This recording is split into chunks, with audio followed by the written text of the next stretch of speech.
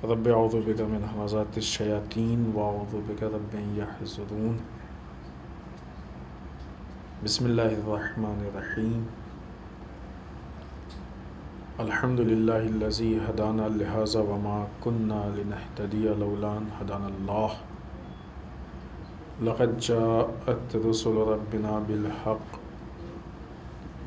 والصلاة والسلام علی سید اسلم ما فی الوجود سر اللہ کل موجود نقطۃ دائرۃ الوجود صاحب لواء الحمد والمقام المحمود سیدنا المجدد والمصطفى الامجد وابی القاسم محمد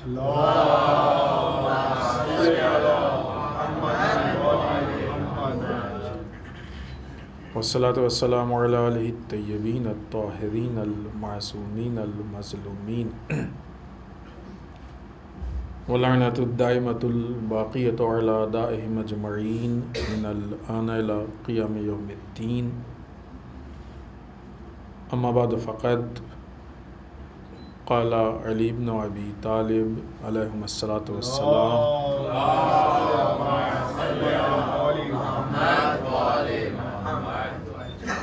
الناس نیام فاذا ماتوا انتبہوا۔ ایک ایصال ثواب اور ایک خاتون کے 40ویں کے سلسلے میں یہ مجلس عزا ہے، لہذا موت سے متعلق کچھ معروضات آپ کی خدمت میں پیش کرنا ہے۔ اس سلسلے میں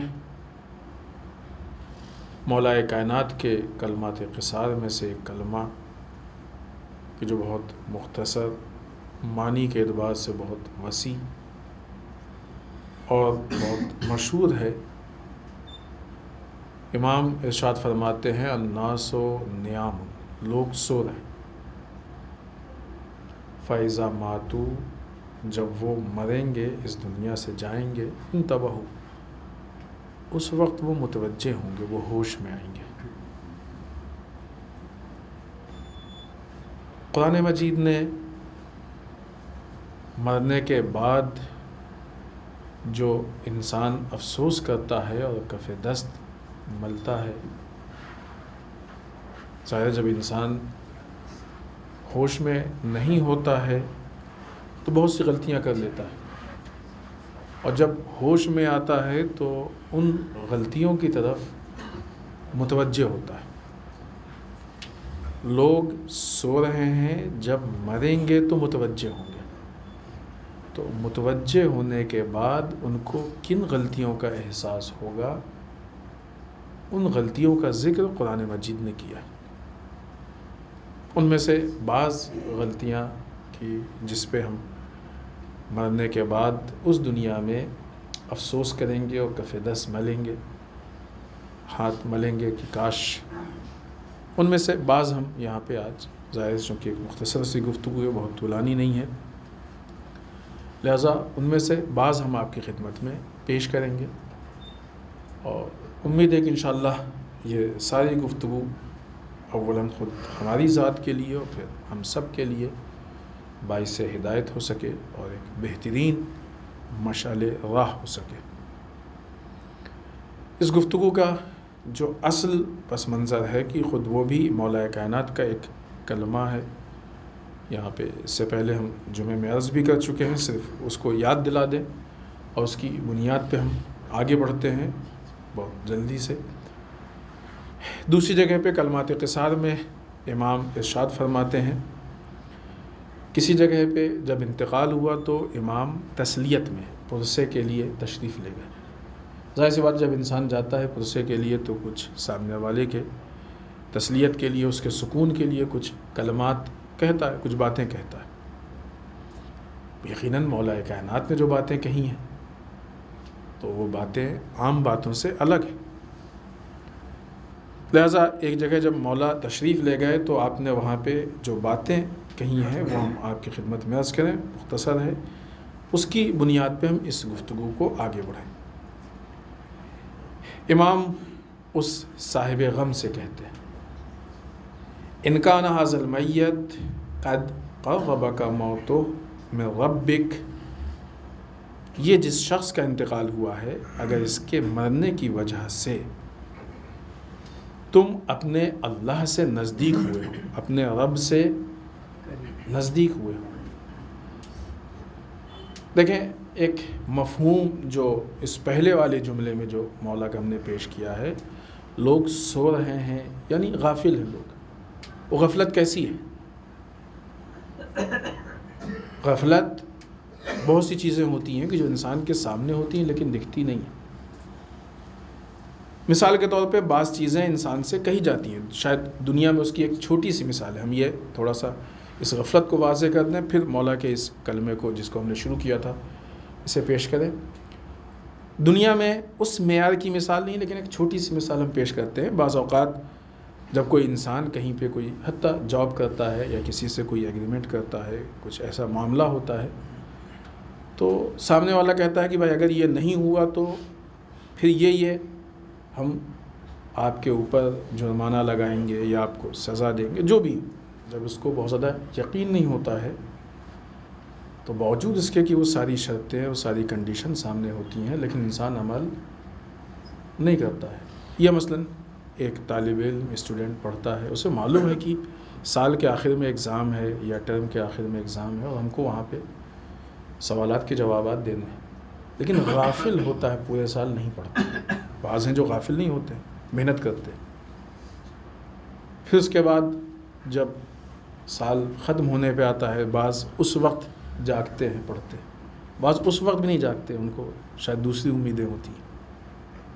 پھر جب وہ پرابلم میں آتے ہیں، مشکل میں آتے ہیں، تب سمجھ میں آتا ہے، پھر افسوس کرتے ہیں کاش ہم نے محنت کی ہوتی، لیکن اس وقت ٹائم نکل چکا ہوتا ہے، وقت نکل چکا ہوتا ہے۔ بہت سے لوگ ہیں، ابھی ہو سکتا ہے آپ سے ہی ملے، بعض اوقات لوگ ملتے ہیں اور جوانوں کو نصیحت کرتے ہیں، بیٹا پڑھ لینا، ہم نے نہیں پڑھا لہٰذا جو ہم کو یہ کام کرنا پڑ رہا ہے۔ کیا تھا یہ؟ سو رہے تھے، اب متوجہ ہوئے۔ ایسے ہی دنیا کے بارے میں، لہٰذا یہ ایک غفلت ہے کہ انسان جانتا ہے لیکن متوجہ نہیں۔ بعض اوقات بہت ساری چیزیں ہوتی ہیں کہ جس کو انسان اپنے اوپر سوچتے ہی نہیں۔ جب موت کی باتیں ہوتی ہیں، قرآن نصیحت کرتا ہے اہل بیت کی، تو ہمیں لگتا ہے کہ یہ ساری چیزیں دوسروں کے لیے، جب مریں گے تو ایسا ہوگا، فلاں مرے گا تو ایسا ہوگا، دوسرا مرے گا تو ایسا ہوگا۔ جیسے ہی موت کی گفتگو ہو، موت کا ذکر آئے، سب سے پہلے اپنی موت کو، دوسرے کے مرنے نہ مرنے سے ہمیں کوئی فرق نہیں پڑنے والا، لیکن ہاں ہماری اپنی موت سے ہم کو فرق پڑنے والا ہے۔ اسی لیے کہا بھی گیا ہے کہ انسان، یہ بات ہم پیش بھی کر چکے ہیں، ہم صرف اشارہ کریں گے کہ مثلا جائیں جا کے غسل میں شرکت کریں، یعنی مدد کریں حتی الامکان، نماز میں شرکت کریں، تدفین میں جا کے مٹی دیں، 4 آدمی مٹی دیں یا 400 آدمی مٹی دیں، وہ مردہ دفن ہوگا، وہ کام پورا ہوگا۔ آپ کے مٹی دینے نہ دینے سے فرق نہیں پڑتا ہے۔ یہ نہیں سوچیں کہ ہم مٹی دے رہے ہیں تو وہ مردہ دفن ہو رہا ہے، نہیں، فرق کیا پڑے گا؟ شاید اس وقت ہم کو یہ کلک ہو جائے کہ کل ہم ایسے ہی لیٹے ہوں گے اور دوسرے مٹی۔ یہ ایک احساس یہ انسان کو، جو ابھی ہم نے مولا کا جملہ عرض کیا ہے، اس کے مطابق جگا دے گا۔ شاید سوتا ہوا انسان کسی قبرستان میں جاگ جائے، کسی مردے کے سامنے جا کے جاگ جائے، کسی نماز جنازہ میں جاگ جائے، کسی کو مٹی دیتے ہوئے جاگ جائے، کسی ایصال ثواب کی مجلس میں بیٹھ کے جاگ جائے۔ تصور کر سکتے ہیں نا، ابھی ہم نے فاتحہ پڑھا مرحومین کا، تو کیا ایسا ہے کہ ہم کبھی اس منزل میں نہیں آئیں گے کہ ہم کو فاتحہ اس طریقے سے پڑھا جائے؟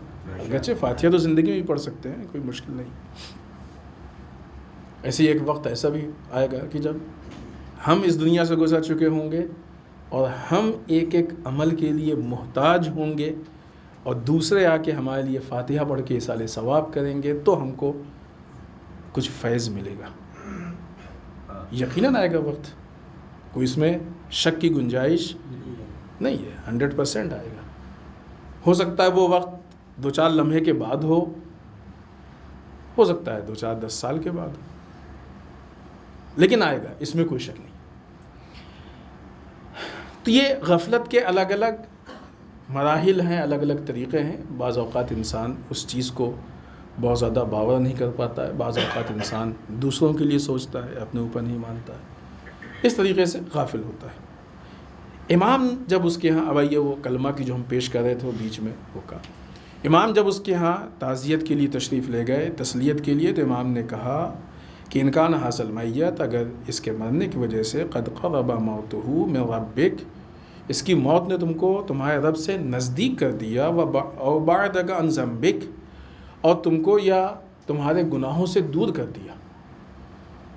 اس کے مرنے کی وجہ سے تمہیں یہ احساس ہوا ہمیں بھی مرنا ہے، تو شاید تم اللہ سے نزدیک ہو گئے، تم نے استغفار کر لیا. یا تمہیں یہ احساس ہوا کہ ہمیں مرنا ہے، یہ گناہوں کا بوجھ لے کے کہاں جائیں گے، تو ہو سکتا ہے تمہارے گناہ کم ہو جائیں. بعدہ کا تم کو دور کر دیا، عن ذنبک، تمہارے گناہوں سے. فہذہ لیست مصیبہ، اگر اس کے مرنے کی وجہ سے تمہارے اندر یہ چینجز ہوئے ہیں کہ تم اپنے رب سے نزدیک ہو گئے یا تم گناہوں سے دور ہو گئے، تو امام کہتے ہیں کہ اس کا مرنا تمہارے لیے مصیبت نہیں ہے. کہ جو اتنی بڑی تبدیلی تمہارے اندر ہو رہی ہے، یہ تم کو مل رہا ہے، یہ تمہارے لیے مصیبت نہیں ہے، لیکنھا لک رحمہ، تمہارے لیے رحمت ہے، وعلیک نعمہ، تمہارے لیے نعمت ہے اللہ کی. اس کی موت یقینی تھی، اس کا وقت معین تھا، اپنے وقت پہ موت آئی ہے، لیکن اس کے مرنے کی وجہ سے تم جاگ گئے. اس نے جیسی زندگی گزاری، عموماً ہوتا یہی ہے کہ جب کسی کا انتقال ہوتا ہے تو اس پہ تبصرہ کرتے ہیں، ارے کیا بتائیں. اور پتہ نہیں کیوں عجیب مزاج ہے ہم لوگوں کا کہ جب کسی دوسرے کے بارے میں گفتگو ہوتی ہے تو سارے نگیٹو پوائنٹس یاد آتے ہیں، اس کی بھلائیاں اور اچھائیاں یاد نہیں آتی ہیں. اور جب اپنے بارے میں سوچتے ہیں تو ساری اچھائیاں یاد آتی ہیں، برائیاں نہیں یاد آتی ہیں. جبکہ ہونا یہ چاہیے کہ دوسروں کی اچھائیاں یاد کرنی چاہیے اور اپنی برائیاں یاد کرنی چاہیے. الٹا چل رہے ہیں نا، جب الٹا چل رہے ہیں تو منزل سے دور ہوں گے، سیدھا چلیں گے تو اپنی منزل سے نزدیک ہوں گے. لہٰذا جب کوئی کسی کا انتقال ہوتا ہے تو وجہ اس کے کہ ہم اللہ سے قریب ہوں اور اپنے حالات پہ نظر کریں، ہم اس کی برائیوں کو ذکر کرنے لگتے ہیں. کیا کریں، مرحوم اللہ، کہنا تو نہیں چاہیے لیکن اچھا کہیں گے بھی سب یہ کہہ کے کہ کہنا نہیں چاہیے، اور نہیں کہنا چاہیے تو نہ کہیے، ساری باتیں کہہ دیں گے یہ کہہ کے کہ نہیں آخر میں خیر ہے، ہم سے کیا مطلب، کوئی مطلب بھی نہیں، کہنا بھی نہیں چاہیے اور ساری باتیں کہہ بھی لیں گے. یہ ایک عجیب مزاج ہے. اس کا مطلب یہ ہے کہ یہ انسان سو رہا ہے، غافل. یہ اس بات کی دلیل ہے کہ یہ سو رہا ہے. ہم کر رہے ہیں تو ہم سو رہے ہیں، وہی والی بات کہ دوسروں کے لیے نہیں سوچیں، سب سے پہلے اپنے نفس کے لیے سوچیں. امام کہتے ہیں کہ اگر اللہ سے نزدیک ہو گئے، اپنے رب سے گناہوں سے دور ہو گئے، تو یہ تمہارے لیے مصیبت نہیں ہے، رحمت ہے، اور اللہ کی طرف سے تمہارے اوپر نعمت ہے. وَإِنْ كَانَ مَا وَعْدَكَ وَلَا بَعْدَكَ عَنْ ذَنبِكَ، اگر تمہارے لیے اس کی موت نصیحت نہیں ہے، تم گناہوں سے دور نہیں ہوئے ہو، وَلَا قَرَبَكَ مِنْ رَبِّكَ، اور اپنے اللہ سے نزدیک نہیں ہوئے ہو، فَمُصِيبَتُكَ بِقَسَاوَةِ الْقَلْبِ، اگر تمہارے اندر کوئی چینجز نہیں ہوئے تو اس کا مطلب تمہارا دل سخت ہے، نرم نہیں ہے، تم نے نصیحت کو قبول نہیں کیا. یہ جو دل کا سخت ہونا ہے، یہ تمہاری مصیبت اعظم من مصیبت بے میتک، اس آدمی کے مرنے سے بڑی مصیبت یہ ہے کہ تمہارا دل سخت. وہ جو انسان مرا ہے، انسان کتنا پریشان ہوتا ہے نا کسی کا انتقال ہو جائے، یقیناً وہ چھوٹی مصیبت نہیں ہوتی ہے، اس سے بڑی مصیبت. اس لیے کہ دل کا سخت ہونا یہ خود انسان کی موت ہے. لہذا یہ تمہارے لیے بڑی مصیبت ہے، جس کی بنیاد پہ تم گناہوں سے دور نہیں ہوئے، اللہ سے نزدیک نہیں ہوئے تم نے.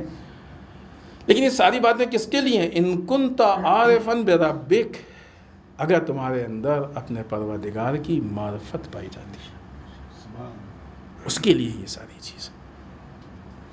اس پس منظر میں مولا کائنات کا وہ کلمہ کی جس پہ ہم نے بات کو شروع کیا ہے کہ لوگ سو رہے ہیں، جب ان کی موت آئے گی تب وہ جاگیں گے، متوجہ ہوں گے. جب جاگیں گے تو ہمیں کس چیز کی، وہ بھی چیزیں بتا دی گئی ہیں. کتنی عجیب بات ہے کہ جتنے امتحانات ہونے ہیں، جتنے مرحلے گزرنے ہیں، جتنی چیزوں کا سوال ہونا ہے، وہ ساری باتیں ہم کو پہلے سے بتا دی گئی. معتبر ذرائع سے قرآن مجید میں، ظاہر ہے قرآن میں لکھی ہوئی بات پہ تو ذرا بھی شک و شبہ کی گنجائش نہیں ہے. لہٰذا جب انسان اس دنیا سے رخصت ہوگا اور جن چیزوں کو جب ہوش میں آئے گا، بے ہوش ہے تو اس کو تو نہیں معلوم کہ کیا کیا ہو گیا. ٹرین پہ ایک آدمی سفر کر رہا، سو رہا ہے، اسے نہیں معلوم جہاں پہ اس کو اترنا ہے وہ اسٹیشن آیا، پلیٹ فارم آیا، ٹرین رکی رہی، آدھا گھنٹہ، 15 منٹ، 10 منٹ، جو بھی ٹائم ہے، سو رہا ہے، اسے نہیں معلوم. جب ٹرین چلی گئی، موو کر گئی، اب وہ کاش ہم نہیں سوتے ہوتے، جاگتے ہوتے تو اپنے منزل پہ اتر جاتے. لیکن نہیں، یہاں وقت رہتے ہوئے جگایا جا رہا ہے اور یہ نہیں جاگ رہا ہے، اور بتایا جا رہا ہے کہ اگر تم نہیں جاگے تو یہ مشکل سامنے آنے والی ہے، یہ نقصان سامنے آنے والا ہے. جیسا کہ ہم نے وعدہ کیا ہے کہ مختصر سے وقت میں بعض چیزیں کہ جن پہ انسان کو افسوس ہوگا، اور انسان بعد میں اس بات کو یعنی کہے گا کفِ دست ملے گا کہ کاش ہم نے کیا ہوتا. ان میں سے بعض چیزیں ہم آپ کی خدمت میں پیش کر رہے ہیں. پہلی چیز کہ جس کو لے کے انسان افسوس کرے گا کہ کاش ہم نے اس کام کو کیا ہوتا، یا لیتنی قدمت لحیاتی، کاش ہم نے، یہ جو ہم لوگ اس کو زندگی سمجھتے ہیں، در واقع یہ زندگی نہیں ہے، یہ زندگی کا مقدمہ، یہ زندگی کا مقدمہ ہے کہ جہاں یہ طے ہوتا ہے کہ زندگی ہمیں کیسے گزارنی ہے. جس طریقے سے جب بچہ ماں کے شکم میں ہوتا ہے تو وہاں پہ اس کی خلقت جیسی ہوتی ہے، اس اعتبار سے آ کے بچہ اس دنیا میں زندگی گزارتا ہے.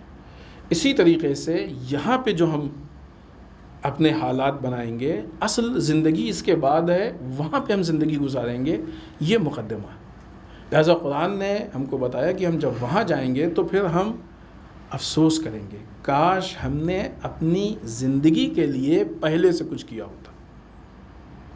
مترجمین نے، مفسرین نے یہاں پہ زندگی کے لیے، چونکہ اس زندگی سے پہلے ہمارے اختیار میں نہیں تھا کچھ، لہٰذا انہوں نے تفسیر کی، وضاحت کی کہ یہاں پہ جو حیاتی ہے کہ ہم نے اپنی زندگی کے لیے کچھ کیا ہوتا، یہ آخرت کی زندگی.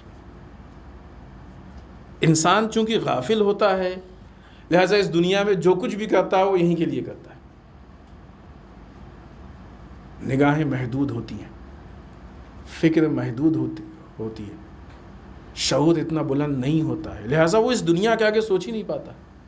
حتیٰ وہ چیزیں کہ جو اس دنیا کے لیے معین کی گئی ہیں، بعض اوقات انسان وہ کام بھی اس لیے کرتا ہے کہ یہاں پہ ہم کو، مثلاً اگر سب سے پہلے ہم خود اپنی ذات پہ اس گفتگو، اگر ہم اس لیے مجلس پڑھیں کہ لوگ کہیں کہ واہ بہت اچھی مجلس پڑھی، مجلس کا اجر کب ملے گا؟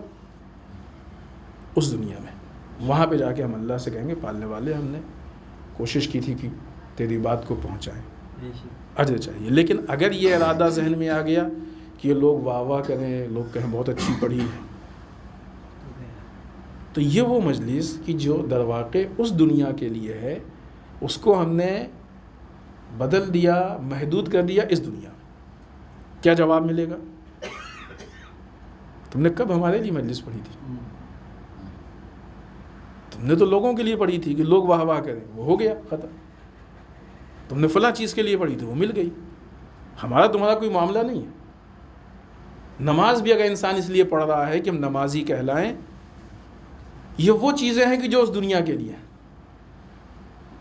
اس کو انسان اس دنیا کی چیز کو بھی محدود کر دیتا ہے اس دنیا میں. جبکہ ہماری زندگی کا نظام ایسا ہونا چاہیے، بسم اللہ الرحمن الرحیم، ان صلاتی و نسکی و محیایا و مماتی للہ رب العالمین. ہماری نماز، ہماری قربانیاں، زندگی، موت، سب کے سب اللہ کے لیے. یعنی زندگی کے ایک ایک لمحے میں ایک چھوٹا سے چھوٹا کام بھی صرف اللہ کے لیے ہو، اور جب اللہ کے لیے ہوگا تو اس کا اجر ہم کو اس دنیا میں ملے گا. اگر آج ہم اس کو کر رہے ہیں تو ہم جاگ رہے ہیں، اور اگر ہم اس اعتبار سے اپنی زندگی گزار رہے ہیں کہ سب کچھ یہیں مل جائے، تو اس کا مطلب کہ ہم غافل، ہم سو رہے ہیں. کیونکہ ہماری نگاہ صرف یہیں تک محدود ہے، اس دنیا کے لیے نہیں۔ پھر اس وقت ہم کو افسوس ہوگا اتنا اچھا تو کام کیا تھا، پوری نماز پڑھی، صرف ایک ارادے نے ہماری نماز کو تبدیل کر دیا، غریبوں کی ہیلپ کی تھی، لیکن صرف یہ ذہن میں آ گیا کہ لوگ کہیں کہ ماشاءاللہ، سارے اعمال کو برباد کر دیا۔ اس وجہ انسان افسوس کرے گا، یہی افسوس کرے گا، یہ اس دنیا کے لیے کیا ہوتا، جو کچھ کیا اسی دنیا کے لیے کیا۔ ہم نے جو عمل انجام دیے واہ واہی کے لیے انجام دیے، ہم نے جو عمل انجام دیے نام و نمود کے لیے انجام دیے، جو عمل انجام دیے شہرت کے لیے انجام دیے، جو عمل انجام دیے ذاتی مفاد کے لیے انجام دیے۔ بعض اوقات عبادتیں بھی اس لیے ہوتی ہیں کہ عبادت کرو تاکہ مثلاً رزق اور فلاں فلاں، یہ چیزیں اثرات میں آ سکتی ہیں، اہداف میں نہیں آ سکتی۔ اہداف میں آ جائیں گی تو عمل ہمارا اس دنیا میں محدود ہو جائے گا۔ خوب آگے اور بہت ساری چیزیں ہیں، لہٰذا بہت ہی مختصر گفتگو ان پوائنٹس پہ رکھیں تاکہ دوسری چیزوں پہ پہنچ جائیں۔ جب انسان وہاں پہ جا کے اپنے نامہ اعمال کو دیکھے گا، بہت سی جگہوں پہ انسان گناہ کرتا ہے، اسے احساس نہیں ہوتا، اور آہستہ آہستہ دل مر جاتا ہے۔ مشہور واقعہ ہے، 2-3 چیزیں اس سے متعلق۔ رسول ایک صحرا میں تشریف لے گیا اور کہا صاحب سے لکڑیاں جمع کرو۔ رسول یہاں کہاں لکڑیاں، چھوٹی چھوٹی لکڑیاں جو پڑی تھیں جمع کی گئی تو ایک ڈھیر لگا دیکھو۔ پھر رسول نے مثال دی کسی طریقے سے گناہ کہ انسان کی زندگی میں دکھتے نہیں ہیں، جمع کیے جائیں تو ڈھیر ہو جاتا ہے۔ انسان اسی لیے کہا گیا ہے کہ ہر رات جب بستر پہ جائیں تو پورے دن کا حساب کریں۔ حساب کریں گے تو معلوم ہوگا ہم نے آج کیا کیا۔ اور جب انسان گناہ زیادہ کرتا ہے تو اس کا دل، اس کا نفس مر جاتا ہے، اسے احساس بھی نہیں ہوتا ہے۔ جھٹکے میں غیبت کر گیا کسی کی، جھٹکے میں تہمت لگا گیا، جھٹکے میں کسی کا الزام لگا دیا، جھٹکے میں کچھ جھوٹ بول گیا۔ جھوٹ تو عموماً لوگ گناہ نہیں سمجھتے ہیں، جبکہ شدت سے اور سختی سے منع کیا گیا۔ لہٰذا ابھی تو یہ ایک گناہ نہیں دکھ رہا ہے، روز محشر جب یہ سارے گناہ نامہ اعمال کی شکل میں ہمارے ہاتھ میں آئیں گے، اس وقت انسان کہے گا یا لیتنی لم اوتا کتابیہ، کاش ہم کو یہ نامہ اعمال دیا ہی نہیں گیا ہوتا۔ خود انسان اپنے اعمال سے اتنی نفرت کرے گا کہ اپنے نامہ اعمال کو اپنے ہاتھ میں لینے پہ آمادہ نہیں ہوگا۔ آج خود پسندی ہے نا، ہمیں اپنے اعمال بڑے اچھے لگتے ہیں، ہم سے پرفیکٹ کون ہے، ہم سے اچھا کون ہے۔ دوسروں کی ساری خرابیاں دکھتی ہیں، دوسرے کی چھوٹی سے چھوٹی خرابی بہت بڑی دکھتی ہے، اپنی بڑے سے بڑے عیب نظر نہیں آتے۔ اس کا زندگی پہ کوئی اثر نہیں سوائے اس کے کی نگیٹو اثر۔ لیکن جب مرنے کے بعد یہی ہمارے اعمال نامہ اعمال کی شکل میں ہمارے ہاتھ میں ہوں گے، اس کو ہم دیکھیں گے، یہ گناہ، یہ معصیت، یہ فلاں، یہ مشکل، یہ نیکیاں نظر نہیں آئیں گی، گناہ زیادہ نظر آئیں گے۔ اس وقت انسان اس حد تک اپنے اعمال سے بیزار، آج دوسروں سے بیزار ہوتا ہے نا، ارے وہ آدمی بڑا عجیب ہے، ساتھ نہیں ہم بات نہیں کر سکتے، کیا نہیں کیا۔ اس وقت یہی انسان اپنے نامہ اعمال سے بیزار ہوگا، کاش یہ نامہ اعمال ہم کو دیا ہی نہیں گیا ہوتا۔ لوگ سو رہے، جب موت آئے گی یہ جو جملات ہیں، یہ جملات ہم کو شانہ ہلا ہلا کے جگانے کی کوشش کر رہے ہیں۔ اسلام ہے یہ بیداری کا مذہب۔ در واقع جو سوتا رہ گیا وہ صحیح معنوں میں مسلمان نہیں ہوتا۔ غافل انسان اسلام کے تقاضوں کو پورا نہیں کر پاتا ہے، اسلام کے راستے پہ نہیں چل پاتا ہے۔ تیسری چیز کہ جو قرآن مجید نے کہا ہے کہ جس پہ انسان کو مرنے کے بعد افسوس ہوگا، بہت سی چیزیں ایسی ہوتی ہیں، چونکہ انسان کی جو سوچنے کا انداز ہے وہ جو زندگی کا مقصد ہوتا ہے اس کے اعتبار سے سوچتا ہے۔ اگر ہمارا مقصد آخرت اور عاقبت کا سنوارنا ہے، اللہ کو راضی، قرآن مجید کی آیت ہے نا، رضوان، بسم اللہ الرحمن الرحیم، رضوان من اللہ اکبر، اللہ کی ذرا سی رضا کائنات کی سب سے بڑی چیز ہے۔ اگر یہ کوشش ہے کہ ہم سارے کام ایسے کریں کہ ہمارا اللہ ہم سے راضی ہو جائے، تو اب انسان کسی سے دوستی کرے گا تو اس پس منظر میں کہ فلاں سے دوستی کرنے سے اللہ راضی ہے کہ نہیں، کسی سے دشمنی کرے گا تو اسی پس منظر میں، کسی کی ہیلپ کرے گا، کسی کو چھوڑے گا، کسی کے ساتھ رہے گا، یہ ساری چیزیں ایسی پس منظر میں ہوں گی۔ ہر وہ چیز یا ہر وہ ذات کی جو انسان کو اللہ تک پہنچا دے اس سے قریب ہونے کی کوشش کرے گا، اور ہر وہ چیز کی جو ہمارے اور اللہ کے بیچ میں رکاوٹ بن جائے اس سے دور ہونے کی کوشش کرے گا۔ لیکن جب انسان کی زندگی کا مقصد اس کو سمجھ میں نہیں آتا اور چھوٹی چیزوں کو مقصد بناتا ہے، مادیات، شہرت، فلاں فلاں فلاں، تو اب جب دوستی ہوتی ہے تو اس کے اعتبار سے ہوتی ہے۔ پھر جب یہ دوستی ہوتی ہے اور یہ ساتھ ہوتا ہے تو وہ پھر اس کو گمراہ بھی کرتا ہے۔ بعض اوقات دوست ہوتے ہیں نا، خاص کر کے یہ جوان نوجوان، ان کے یہاں جو عادتیں آتی ہیں، بری عادتیں، تو عموماً دوست ہی کہتے ہیں نا، لو تھوڑا سا فلاں کام کر کے آؤ، ایک مت فلاں جگہ ہو کے آتے، دوست بہکاتے ہیں، دلیل دیتے ہیں اپنی۔ یہ اور بات ہے کہ بے بنیاد دلیل ہوتی ہے۔ جوانوں کو، نوجوانوں کو خاص کر کے زیادہ اس میں ہوشیار ہونے کی ضرورت ہے۔ لیکن یہ مسئلہ صرف جوان اور نوجوان کے لیے محدود نہیں ہے، بڑے دوست تو ایسا ہوتا ہے کہ جس میں بڑے بڑے پھنس جاتے ہیں۔ ابھی انسان سو رہا ہے، اس کو نہیں معلوم، جب مرنے کے بعد ساری چیز سامنے آئے گی تو اسے سمجھ میں آئے گا کہ یہ ساری غلطیاں ہماری دوست کی وجہ سے تھی، اگر فلاں دوست نہیں ہوتا تو ہم ایسی غلطی نہیں کیے ہوتے۔ اس وقت انسان افسوس کرے گا۔ قرآن مجید نے اس کی طرف اشارہ کیا ہے، یا ویلتی لیتنی لم اتخذ فلانا خلیلا، اے کاش ہم نے فلاں کو اپنا دوستی نہ بنایا ہوتا۔ قرآن کی آیت ہے، اس وقت انسان کو افسوس ہوگا، اے کاش ہم نے فلاں کو اپنا دوست ہی نہیں۔ سو رہے ہیں ابھی، سوتے میں یہ ساری قرآن ہم کو جگانے کی کوشش کر رہا ہے۔ جاگو، دیکھو کہ تمہارا کون دوست ہونا چاہیے، کون تمہارا دشمن ہونا چاہیے، کس کے ساتھ تم کو اس زندگی کے سفر کو آگے بڑھانا چاہیے۔ کتنی مرتبہ ایسا ہوتا ہے کہ انسان، خاص کر کے دوستی کو لے کے بہت زیادہ روایتیں بھی ہیں کہ مثلاً انسان کس طریقے سے۔ اگلی چیز اس سلسلے میں کہ جس کے لیے انسان اس دنیا سے جب رخصت ہوگا اس وقت ظاہر سی بات ہے کہ ساری چیزیں اس کے لیے انسان کو ہے، وہ بھی ایک افسوس ہے۔ اگر وقت رہا تو ہم لوگ بھی وہاں تک پہنچیں گے کہ انسان کاش ہم کو واپس پلٹا دیا جائے، اور وہ ممکن نہیں ہوگا۔ آج تو کوئی واپس آیا ہے مرنے کے بعد؟ کبھی سنا ہے کہ مثلاً فلاں صاحب نے جا کے اللہ سے بہت، میں نے کہا اللہ نے جاؤ ٹھیک ہے اچھا ہمارا، نہیں، کوئی نہیں آتا ہے واپس۔ یہی ایک موقع ہے، یہی ایک چانس ہے، جو کچھ کرنا ہے اسی میں کرنا ہے۔ یہاں سے جانے کے بعد اب دوبارہ اس کے بعد انسان کو موقع نہیں ملے گا۔ آج ایک بہت بڑی مشکل ہوتی ہے، اور اس پہ روایتیں بھی ہیں کہ ہم کس کو فالو کر رہے ہیں۔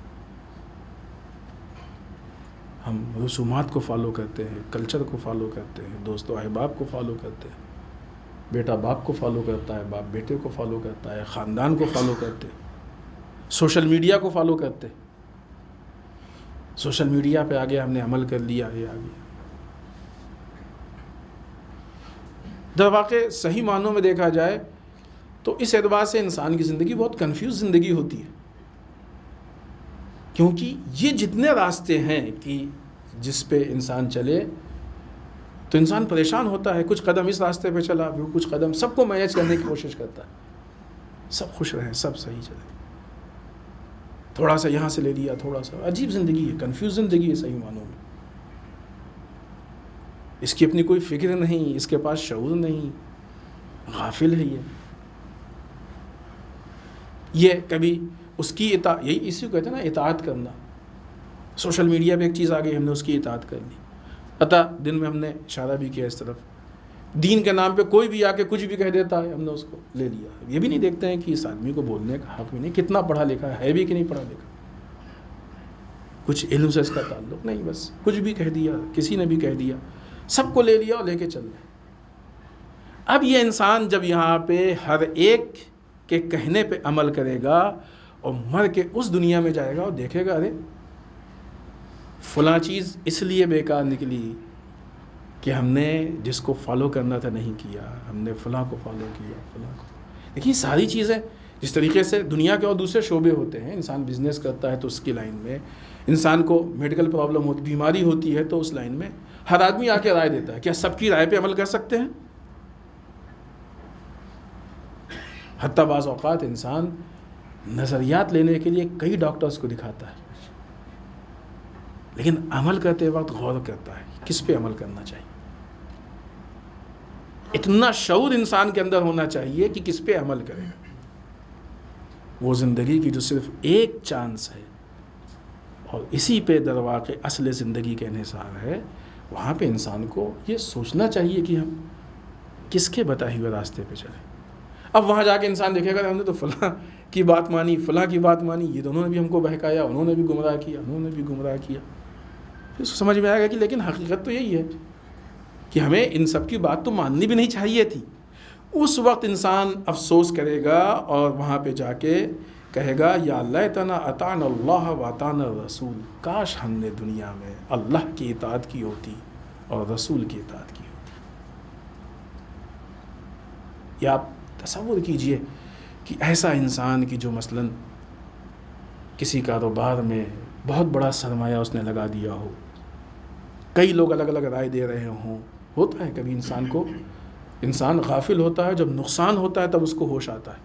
سارا سرمایہ اس کا بیٹھ گیا. اب اس وقت جب ساری چیزیں سامنے آتی ہیں تو عجیب کیفیت ہوتی ہے، کاش ہم نے اس کی بات کو نہ مانا ہوتا، اس نے برباد کر دیا ہم کو، کچھ نہیں بچا، روڈ پہ آ گئے ہم، فلاں انسان صحیح کہہ رہا تھا.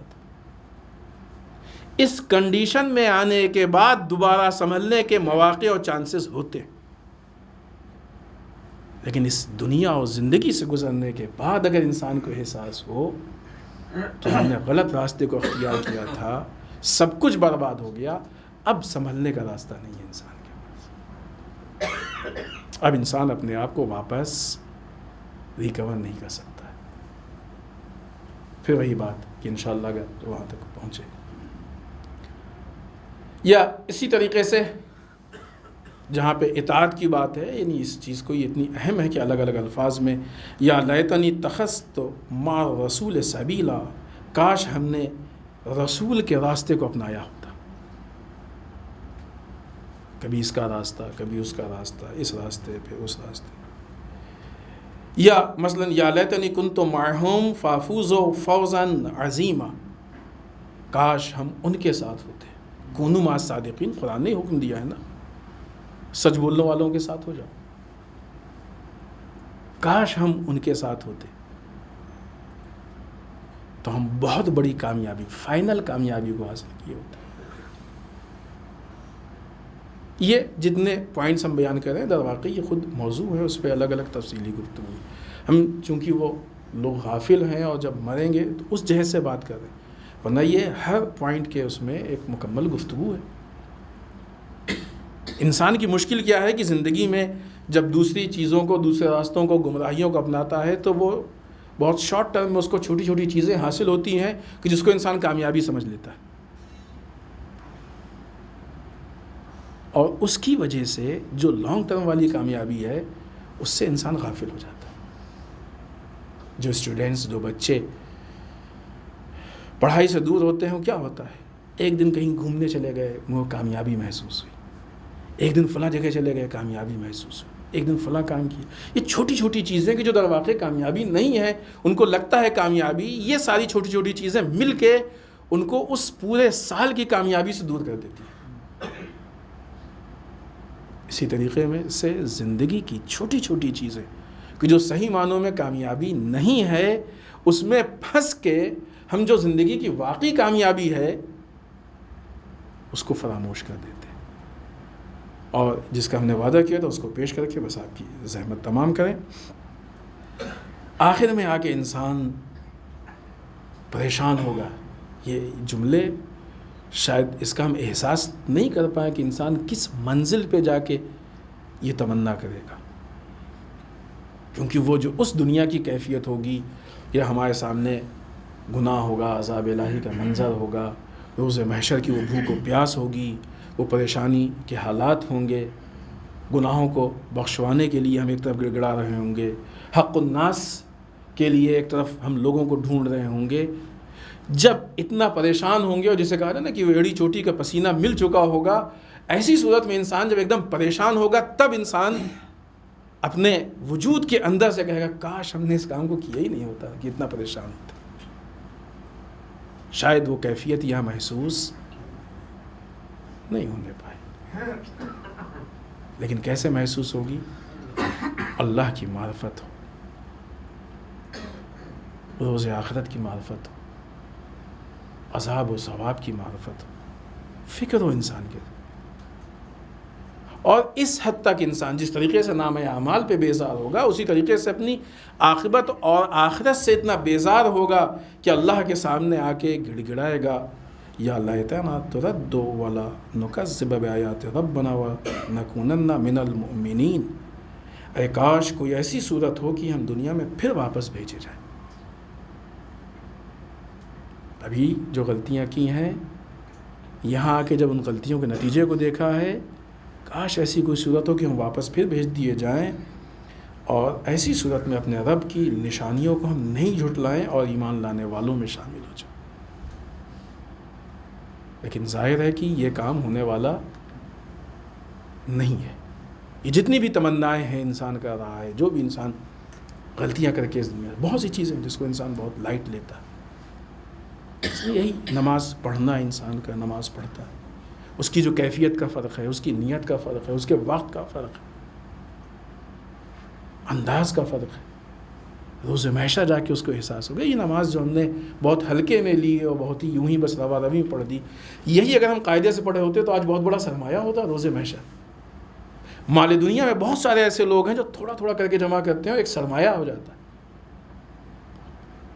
یہ بتاتے ہی ہے. اسی طریقے سے آخرت کے لیے تھوڑا تھوڑا تھوڑی تھوڑی نیکی جمع کریں گے تو نیکیوں کا سرمایہ ہو جائے گا، تھوڑی تھوڑی معصیت جمع کریں گے تو گناہوں کا سرمایہ ہو جائے گا. یہ ہمیں طے کرنا ہے کہ ہمیں کون سا سرمایہ لے کے جانا ہے. اور اسی طریقے سے اگر بالفرض گناہ ہو جائے تو یہ تھوڑی تھوڑی مغفرت کی دعا، استغفار، ہمارے ان گناہوں کو مٹا دے گی. واقعی استغفار ہے، استغفار خود ایک سمجھنے کی چیز ہے.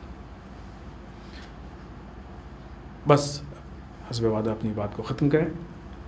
ایک پہلو اس کا کہ جو ہم صدیقہ طاہرہ کے مصائب کو ذکر کرنا چاہتے ہیں، جو اس مصیبت کے پیچھے بہت ساری وجوہات ہیں. بی بی کیوں اتنا پریشان تھی؟ دربار میں جا رہی ہیں خطبہ. بی بی اسی لیے پریشان تھی کہ اگر ایک پرفیکٹ سسٹم اور پرفیکٹ حکومت سامنے آ جائے گی تو یہ امت، یہ عوام بہت ساری غلطیوں سے بچ جائے گی. اس امت کو، ورنہ اگر خدا نخواستہ اس جہد سے کوئی دیکھتا ہے کہ مولا کائنات حکومت کر لیں، تو مولا کائنات کو حکومت سے خود کوئی سروکار نہیں تھا. حکومت وسیلہ تھی، حکومت ذریعہ تھی کہ ایک الہی سسٹم کو ہم نافذ کر سکیں، کہ جو الہی سسٹم اس عوام کو بچا لے جائے. یہ مکمل ایک موضوع ہے، ٹاپک ہے، اس پہ گفتگو بھی ہوئی ہے اس سے پہلے بھی، اور انشاءاللہ پھر بھی ہوگی. سسٹم، معاشرے میں صحیح سسٹم کا رائج ہونا، یہ معاشرے کے لیے ایک بہت بڑی خوش بختی ہے. یہ اور بات ہے کہ وہ صحیح سسٹم ہر ایک سے ہضم نہیں ہوتا، جسے عدالت اجتماعی کہتے ہیں، سوشل جسٹس کہتے ہیں، اس کے ذمہ میں آتا ہے پرفیکٹ حکومت، پرفیکٹ سسٹم. صدیقہ طاہرہ جو اتنی کوشش کر رہی ہیں، اور اس حد تک کوشش کر رہی ہیں کہ جتنی بھی مصیبتیں آپ سنتے ہیں بی بی کی، اور بھی مصیبت سماعت کریں گے، مصاب بھی ہوں گے انشاءاللہ. یہ مصیبتیں در واقع بی بی کی قربانیاں ہیں. کس لیے قربانیاں ہیں؟ تاکہ نظام پروردگار کو معاشرے میں رائج کر سکے. آپ تصور کیجئے کہ جس اہل بیت کے راستے پہ ہم کو چلنا ہے ان میں ہمارے میں کتنا فرق ہے. ہم اپنے وجود میں نظام الہی کو رائج کرنے میں اتنے سیریس نہیں ہیں. اہل بیت جتنا زیادہ نظام الہی کو معاشرے میں رائج کرنے کے لیے کوشش کر رہے ہیں. ظاہر ہے وہاں پہ یہ گفتگو تو نہیں ہے کہ وہ اپنے اندر، تو یقیناً ان سے بہتر کون ہے کہ جو نظام پروردگار کو اپنے اندر اتارے گا. اتنی جو عظیم قربانیاں ہیں، معصومین کی جتنی قربانیاں آپ تصور کر سکتے ہیں، کیونکہ بہت ساری قربانیاں ہیں جو ہم نہیں سمجھ سکتے. یہ ساری قربانیاں اس لیے ہیں کہ معاشرے میں نظام پروردگار رائج ہو. آیا اتنے ہی سیریس ہم اس مسئلے میں ہیں کہ خود اپنے وجود میں نظام پروردگار کو رائج کر لیں؟ کتنا بڑا فاصلہ ہے. یہ وہ اہل بیت ہیں جن کے لیے قرآن کہہ رہا ہے کونوا مع الصادقین. یہ حکم ہے قرآن کا، سچ بولنے والوں کے ساتھ ہو جاؤ، جس میں ایک بہت بڑا مرحلہ اور اسٹیپ یہ ہے نظام کو رائج کرنا. ابھی ایک الگ مسئلہ ہے، اور اس وقت بھی یہ چیزیں ہوئیں اور آج بھی اس طرح کی چیزیں ہو رہی ہیں کہ اسلام کے بعض شق کو رائج کر کے لوگوں کو یہ بیوقوف بنایا جاتا ہے کہ نظام رائج ہو رہا ہے. ابھی دیکھیں سعودیہ کی حقیقتیں کھل کے سامنے آ رہی ہیں، اور بھی دوسرے عرب ممالک کی حقیقتیں سامنے آ رہی ہیں. نظام کے نام پہ بد نظامی، بے نظامی یا باطل نظام کا رائج کرنا. صدیقہ طاہرہ نے اس نظام پروردگار کو رائج کرنے کے لیے قیام کیا. بی بی کی مصیبت کے لیے صرف یہ کافی ہے کہ فاطمہ دربار میں، یہ ایک چھوٹی مصیبت نہیں ہے. اگر بی بی کی معرفت ہے تو انسان کو تصور پیدا ہوگا کہ یہ دربار کی وہ حیثیت نہیں تھی کہ صدیقہ جیسی ذات دربار میں آئے. بی بی کو دربار میں کھڑا کیا گیا، بی بی سے دربار میں گواہی مانگی گئی. آیا آپ تصور کیجئے کہ بی بی خود اس بات پہ راضی تھیں کہ نامحرموں میں جا کے گفتگو کریں، لیکن حالات نے اتنا مجبور کیا کہ بی بی کو دربار میں خطبہ کہنا پڑا. حالات کی مجبوری ہے. خطبہ فدق یقیناً ہم نے سب نے پڑھا ہوگا، اور نہیں پڑھا تو حتماً پڑھیں، ورنہ اسلام کہاں سے سمجھ میں آئے گا اگر یہ بنیادی چیزوں کو ہم نہیں پڑھیں گے. دربار میں جا کے بی بی پورا خطبہ ارشاد فرما رہے. عزیزان محترم، اس نظام اور ولایت کے تحفظ کے لیے یہ قربانی کہ دربار میں جانا، جا کے ان سارے مراحل کو برداشت کرنا. وہیں دوسری طرف یہ قربانی کہ جب دشمنوں نے آ کے در فاطمہ پہ تقلبات کیا، صدیقہ نے کہا یا علی آج فاطمہ دروازے پہ جائے گی، ولایت کے تحفظ کا تقاضا ہے. کون ہے؟ کہا ابوالحسن کو گھر سے نکالو. کہا نہیں، ابوالحسن گھر سے آج نہیں نکلیں گے. دشمن بار بار چاہ رہا ہے کہ دروازے کو دھکا دے کے کھولے، نہیں کھل رہا ہے، دشمن توڑنا چاہ رہا ہے. آخر میں آواز آئی کہ اگر دروازہ نہیں کھلے گا تو ہم دروازے میں آگ لگا دیں گے. اس دروازے میں آگ لگاؤ گے کہ جس میں حسنین جیسے بچے رہتے ہوں؟ ہاں، اس دروازے میں آگ لگا دیں گے. عزاداروں لکڑیاں جمع کی گئیں اور تاریخ کا وہ سیاہ وقت سامنے آیا کہ جب مدینے جیسے شہر میں فاطمہ کے دروازے سے دھواں اٹھنے لگا. اگر صرف اس مصیبت پہ سارے مدینے والے مر جائیں تو شاید کم ہو. یہ اس علی کا دروازہ ہے کہ جس نے اپنے زمانے حکومت میں کہا تھا، ایک یہودی عورت کے پیر سے پائل اور پازیب کے چھننے سے کہا تھا کہ اگر اس غم میں موت آ جائے تو کم ہے مولا، دوسروں کے لیے اتنا آپ کو فکر ہے تو سوچیں کہ علی کے لیے وہ مصیبت کتنی بڑی مصیبت ہوگی کہ جب اپنے ہی دروازے پہ آگ لگائی جا رہی ہو اور فاطمہ کے ساتھ اس طریقے کا سلوک کیا جا رہا ہو. عزیزوں جلتا ہوا دروازہ ہے، شقی بار بار دھکا دے کے چاہتا ہے کہ کھولیں، دروازہ نہیں کھل رہا ہے. اس نے دیکھا کہ دروازے میں فاطمہ کا ہاتھ ہے جو مضبوطی سے دروازے کو پکڑے ہے. شقی خود کہتا ہے کہ ہم نے اتنا سخت تازیانہ مارا کہ فاطمہ درد سے تڑپ گئیں. ایک مرتبہ فاطمہ نے دروازے کو چھوڑا، اب جو اس نے دھکا مارا تو یہ جلتا ہوا دروازہ فاطمہ کے پہلو پہ گرا. اب یہ رسول کے دنیا سے رخصت ہوئے کتنا وقت گزرا ہے. یہی تو وہ دروازہ ہے کہ جہاں پہ ملک الموت نے آ کے اجازت لی تھی. آج وہ جلتا ہوا دروازہ فاطمہ کے پہلو پہ گرا. عزیزوں اشقیاء گھر کے اندر داخل ہوئے. جب فاطمہ ہوش میں آئیں تو دو عجیب مصیبتوں کے ساتھ ہوش میں آئی تھی. ایک یہ مصیبت کہ بطن میں محسن شہید ہو چکے تھے. عزیزوں فضہ کو آواز دیے، فضہ ہمارا لاڈلا ہمارا بچہ شہید ہو گیا. لیکن ایک عجب مسئلہ ہے، دوسری جو مصیبت تھی فاطمہ نے اس مصیبت کو چھپا لیا. اور یہ اس وقت کھلی کہ جب مولا فاطمہ کو غسل دے رہے تھے تب محسوس ہوا کہ بی بی کی پسلیاں شکستہ ہے. ہائے وہ صابرہ بی بی جس نے پوری زندگی، باقی کی زندگی ان پسلیوں کے زخم کو چھپا کے رکھا. عجیب حالت میں اس دنیا سے رخصت ہوئی. انا للہ و انا الیہ راجعون. رضم بقضاہی و تسلیما لامرہ. الہی بحق الزہرا و ابیہا و بعلہا و بنیہا. پالنے والے اس مختصر سی عبادت کو قبول فرمائے. پالنے والے ہم سب کو اعمال صالحہ کی توفیق عنایت فرمائے. بار الہ ہمارے قبیحہ سے محفوظ رکھے. پالنے والے ہمارے گناہوں کو بخش دے. بار الہ ہمارے مرحومین کو بخش دے.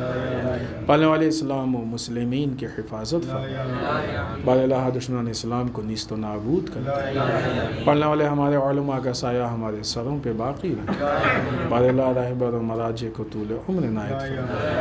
بار الہ ہمارے امام کے ظہور میں تعجیل فرمائے. ہمیں ان کے اعوان و انصار میں شریک ہونے کی توفیق عنایت فرمائے. ربنا تقبل منا انک انت السمیع العلیم. اب ازاں سے ایک بار پھر گزارش ہے کہ سورہ حمد 3 بار سورہ توحید تلاوت فرما کے یہ مرحومین رضیہ بیگم بنت آغا علی خان، آغا علی خان ابن ارادت علی خان، جلالی بیگم بنت سید اصغر جلالی، نجفی بیگم بنت آغا علی خان، صابر علی خان ابن آغا علی خان، مقصود علی خان ابن آغا علی خان، مسعود علی خان ابن آغا علی خان، اکبر علی خان ابن آغا علی خان، ریشمہ عقیل بنت عقیل رضوی، ذکی رضا ابن سید محمد رضا، سید محمد رضا ابن مظفر رضا کے ارواح کو ہدیہ.